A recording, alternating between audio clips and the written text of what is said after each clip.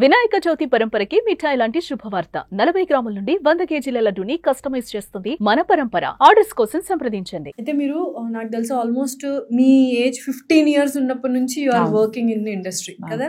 అప్పటి నుంచి ఇప్పటిదాకా అసలు బ్రేక్ ఎక్కడ తీసుకోలేదు. మేబీ ఆ డెలివరీ టైంలో అది కూడా సెకండ్ డెలివరీకి తీసుకున్నా. మా బాబు డెలివరీ అప్పుడు ఓన్లీ 25 days తీసుకున్నా. 25 days డెలివరీకి ముందు 1 month, డెలివరీ ముందు 5 days ముందు ఆపేసాను. డెలివరీ అయింది బార్సాల 21st day బార్సాల అయింది. 25th day నుంచి వర్క్ చేశాను. ఒక 1 month తీసుకున్నాను ఫస్ట్ డెలివరీకి. ఇప్పుడు నాకు తెలియలేదు, ఎవరు చెప్పలేదు నువ్వు బ్రేక్ తీసుకోవాలని చెప్పలేదు. నేను వర్క్ కమిటెడ్, వచ్చిన సీరియల్స్ చేసాము, అయిపోయింది. సెకండ్ టైంకి నాకు ఎలాగైనా ఆడపిల్ల కావాలి అనే కోరిక. సో అలాగనే దేవుడిని కోరుకుంటే ఫైనల్గా అప్పుడు నేను 10 మంది పిల్లలు నాకు అనం కదా, ఆ మదర్హుడ్ ఆ ఫీల్ ఎలా తెలుస్తుంది. సో అందుకని నేను ఇప్పుడు చెయ్యను. సో సెకండ్ బేబీకి 3 years బ్రేక్ తీసుకున్నాను. సో ఇంత బిజీ స్కెడ్యూల్లో ఫ్యామిలీతో ఎలా టైం స్పెండ్ చేశారు అండ్ వీడియోస్ అన్ని చూస్తుంటాం. You're very beautiful family, touch wood డిస్ట్ తగలకూడదు.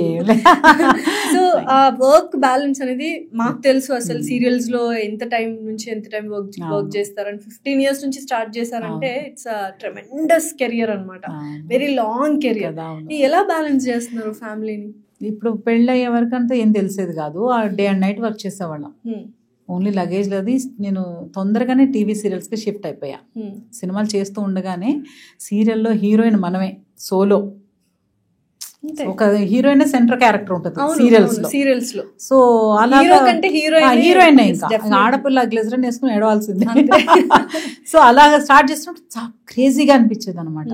అంటే హీరోయిన్ చాలా స్పెషల్, అన్ని సీన్లు మనమే చేస్తున్నాం అంటే ఒక ఆశ, ఒక భలే ఉండేదన్నమాట. బాగా చేయాలి, ఎవరన్నా బాగా చేసావంటే ఇంకా బాగా చేయాలి, మంచి పేరు తెచ్చుకోవాలి. ఆ దాంతో డే అండ్ నైట్ వర్క్ చేసి నిద్ర ఒక్కొక్కసారి 3-4 days నిద్రపోయేదాన్ని కాదు. అలా వర్క్ చేసేవాళ్ళం. పెళ్ళైన తర్వాత కూడా మామూలుగా వర్క్ చేస్తున్నాం. పిల్లల్ని కొంతకాలం మెయిడ్స్తో మేనేజ్ చేసాం. సో మా బాబునైతే సమ్ టైమ్స్ లాక్ చేసి కూడా వెళ్ళేవాళ్ళం.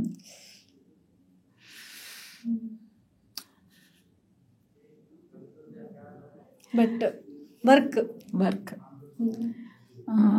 అందరికీ దొరకదు. మిస్ అయి ఉంటారు కదా మ్యామ్ చైల్డ్హుడ్ చాలా పిల్లలది. వాళ్ళు వేసే తప్పటడుగులు కావచ్చు, మాటలు, ఇవన్నీ. మా అబ్బాయిని టోటల్గా మిస్ అయ్యాను నేను. ఫస్ట్ చైల్డ్ అస్సలు రిగ్రెట్ ఉండిపోయింది ఎక్కడ అనుకోగానే కళ్ళు. వాడు చిన్నప్పుడు 9th month నేను మా మమ్మీ వాళ్ళ ఇంట్లో వదిలేసి వెళ్ళేదాన్ని. సో నేను వస్తుంటే టక వచ్చి డోర్ దగ్గరకు వచ్చేసేవాడంట. లిఫ్ట్ ఎక్కి నేను 4th floor రావాలి. సో మా చుట్టాలు ఒక ఆవిడ అడిగారు, ఏంటి చూసి ఏంటి చూడు ఎట్టు వెళ్ళిపోతున్నాడు అనేవాళ్ళంట. వాళ్ళ అమ్మ వస్తుందని తెలిసిపోతున్నట్టుంది అని అనుకునేవాళ్ళంట. సరే వెళ్ళేదాన్ని తీసుకొచ్చేసేది అని అయిపోయేది.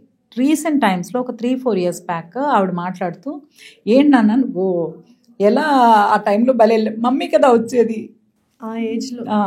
సో పిల్లలకి తెలిసిపోద్ది. ఎలా తెలిసినానంటే మమ్మీ కదా వచ్చేది. సో 1 year కూడా లేని వాడికి మమ్మీ అనుకుంటూ ఒక ఆ స్మెల్, ఆ ఫీల్.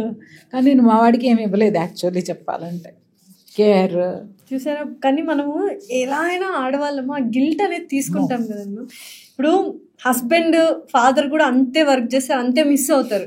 కానీ ఆ గిల్ట్ వాళ్ళు తీసుకోలేరు. ఎందుకు ఆడవాళ్ళకి ఎందుకు ఇంత గిల్ట్ ఫ్రీ అంటే ఆ మదర్హుడ్ అలాంటిది రెస్పాన్సిబిలిటీస్ తీసుకోవడంలో కానీ ఏదైనా సరే, ఏదైనా తట్టుకోగలిగే శక్తి ఆ టైంలో నేను ఫీల్ అవ్వలేదు కదా. మా పిల్లాడిని వదిలేసి వర్క్ చేస్తున్నానని నేను ఫీల్ అవ్వలేదు. బట్ ఇన్ని ఇయర్స్ తర్వాత అంటే వాడు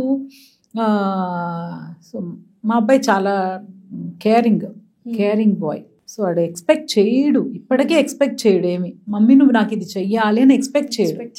నాకు ఏదైనా అవసరం అయితే నేను అంటే నా శాడిజం చూడాలి. నాకు భయం.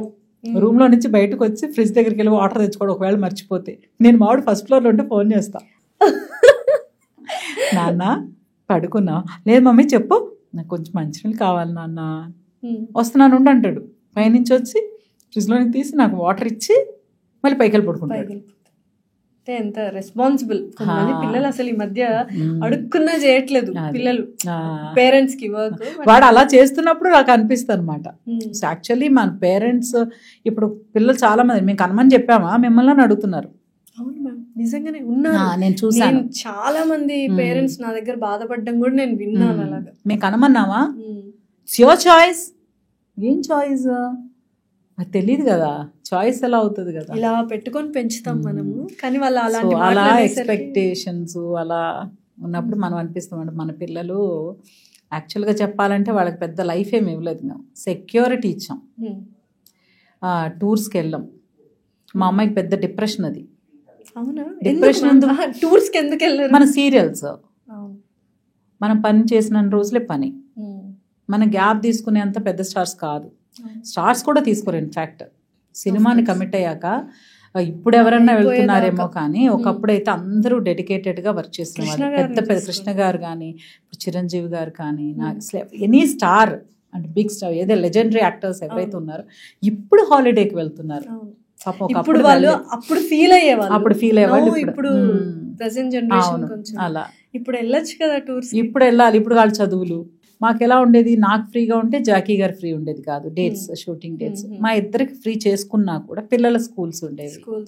వాళ్ళకి హాలిడేస్ అంటే మేము ఎక్కడ ఉండేవాళ్ళు. మా అమ్మాయి చెప్పి, mummy every year summer holidays తర్వాత స్కూల్ స్టార్ట్ అయితే అందరిని అడుగుతారట టీచర్స్, నువ్వే ఊరు వెళ్ళావు. I was at home ma'am అని చెప్పేదంట.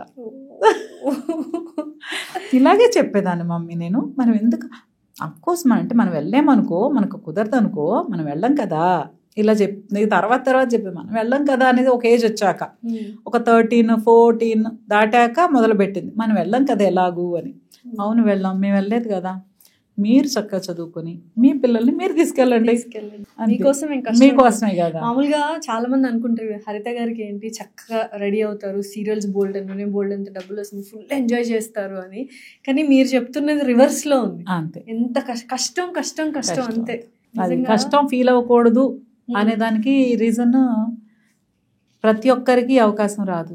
యాక్టర్స్ అవ్వాలని చాలా మంది వస్తారు, అందులో ఎవరో 1,00,000 మంది వస్తే 1000 మంది యాక్టర్స్ అయితే చాలా గొప్ప విషయం అట. సో వచ్చిన అవకాశం మనం ఒక కమిటెడ్గా మనల్ని నమ్మి ఒక పని ఇచ్చారు, వెళ్ళి బ్యాడ్ నేమ్తో బయటికి రాకూడదు. కష్టం నష్టం ఒప్పేసుకున్నాం కదా, అస్సలు చెడ్డ పేరు మంచి పేరు రాకపోయినా పర్లేదు. సుమన్ టీవీలో మీ పర్సనల్ అండ్ బిజినెస్ ప్రమోషన్స్ కోసం కింది నెంబర్కి కాంటాక్ట్ చేయండి.